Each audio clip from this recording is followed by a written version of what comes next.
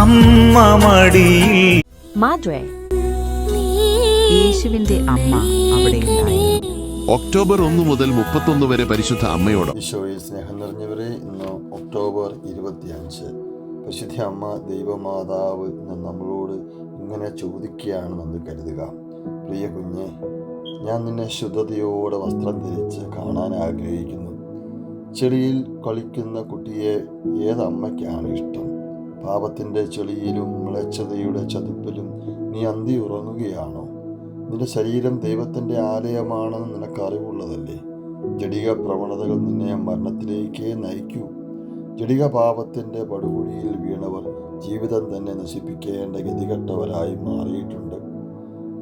ദലീലായുടെ മടിയിൽ കിടന്ന് ശരീരസൗഖ്യം സ്വന്തമാക്കി ശുദ്ധത നശിപ്പിച്ച സാംസനെ പോലെയും ദക്ഷബായിയുടെ ഒപ്പം ശരീരം പങ്കിട്ട് വിജയങ്ങൾ തോൽവികളാക്കി മാറ്റിയ ദാവീദുമെല്ലാം നിന്റെ മുമ്പിലുള്ള സാക്ഷികളാണ്.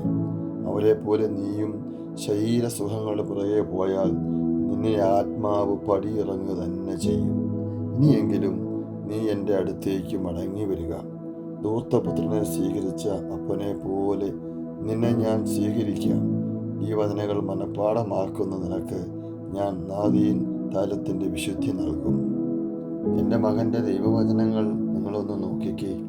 1 തെസ്സലോനിക്കർ 4:7 ഞാൻ പറഞ്ഞു തന്നിട്ടില്ലേ? അശുദ്ധിയിലേക്കല്ല, വിശുദ്ധിയിലേക്കാണ് ദൈവം നമ്മെ വിളിച്ചിരിക്കുന്നത്. നിങ്ങളുടെ വിശുദ്ധീകരണമാണ് ദൈവം അഭിലഷിക്കുന്നത്.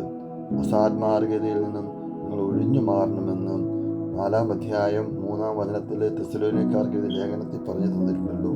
ശരീരത്തിൻ്റെയും ആത്മാവിൻ്റെയും എല്ലാ അശുദ്ധിയിലും നിന്നെ നമ്മെ തന്നെ ശുചീകരിക്കുകയും ദൈവഭയത്തിൽ വിശുദ്ധി പരിപൂർണമാക്കുകയും ചെയ്യാം.